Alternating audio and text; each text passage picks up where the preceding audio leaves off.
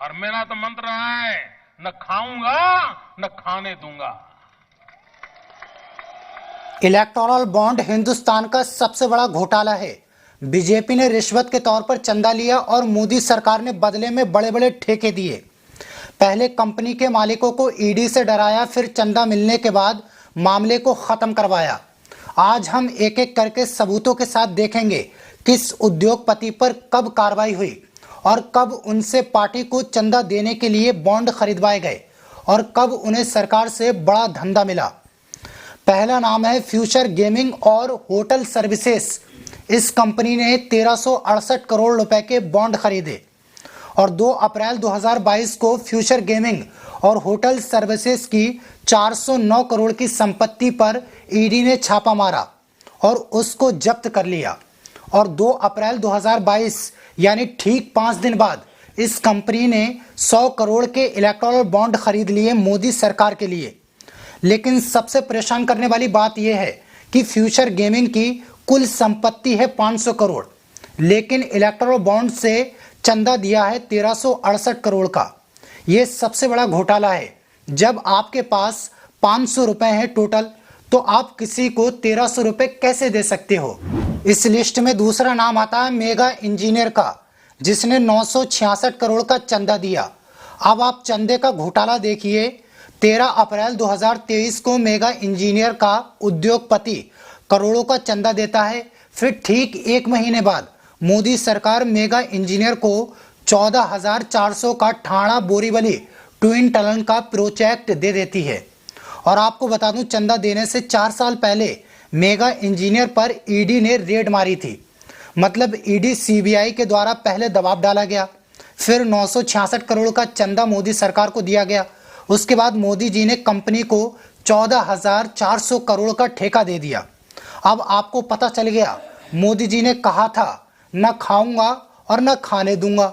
अब देश की जनता को बताया जाए, ये रिश्वत के तौर पर पैसा लिया गया है, इसे कौन खा रहा है। कौन कहता है भ्रष्टाचार करने की जरूरत होती है। भाइयों बहनों, मेरा मंत्र है, न खाता हूं न खाने दूंगा। चंदे की लिस्ट में तीसरा नाम वेदांता ग्रुप का है। 16 अप्रैल 2019 को वेदांता ग्रुप ने इलेक्टोरल बॉन्ड के जरिए 39 करोड़ 66 लाख का चंदा दिया। इसके ठीक 9 दिन बाद मोदी सरकार ने वेदांता ग्रुप को राजस्थान में 12,000 करोड़ का प्रोजेक्ट दे दिया। मतलब चंदा दो, रिश्वत दो, उसके बाद सरकार से ठेका लो, धंधा लो। उसके बाद महान ज्ञानी ईमानदार मोदी जी का झूठा भाषण देखिए, न खाऊंगा न खाने दूंगा। आप सोचते होंगे राजस्थान में तो सरकार कांग्रेस की है, लेकिन चंदा मिला बीजेपी को, तो घोटालेबाज कौन। आप समझ सकते हैं, 2019 के टाइम पे तो कांग्रेस की सरकार थी, लेकिन अब जो है बीजेपी की सरकार है। इसके बाद जिंदल स्टील एंड पावर ने 7 अक्टूबर 2022 को 25 करोड़ रुपए का चंदा दिया और उसके ठीक 3 दिन बाद यानी 10 अक्टूबर 2022 को गैर पालमा कोयले माइनिंग निकालने की अनुमति मिल गई। इसके बाद इस घोटाले में 5वां नाम है स्वीडिसाइट इलेक्ट्रिकल।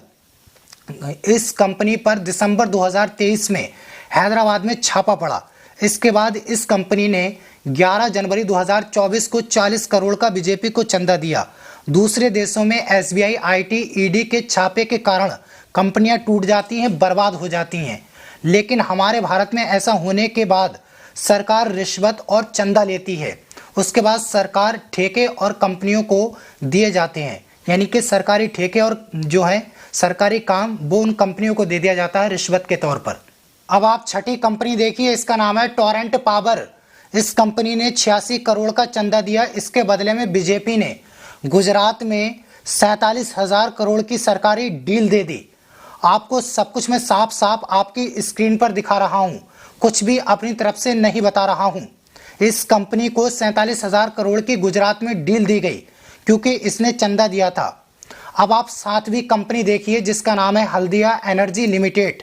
इस कंपनी पर 2020 में एसबीआई ने रेड डाली, यानी छापा मारा था।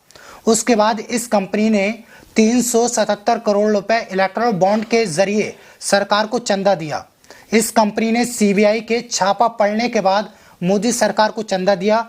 इलेक्टोरल बॉन्ड के जरिए सरकार ने वसूली करने का धंधा बना रखा था, इसलिए सीजीआई चंद्रचूड़ ने इसको बंद करवा दिया, आज संवैधानिक करार दिया। इलेक्टोरल बॉन्ड से चंदा देने वाली 8वीं कंपनी का नाम है यशोदा सुपर स्पेशलिस्ट हॉस्पिटल।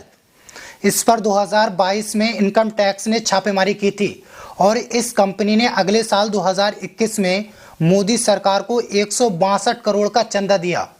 छापा पड़ते ही कंपनियों को याद आ जाता है कि मोदी चचा को पैसे नहीं भिजवाए क्या, जल्दी भेजो, नहीं तो मोदी चचा ईडी सीबीआई के जरिए जीना हराम कर देंगे।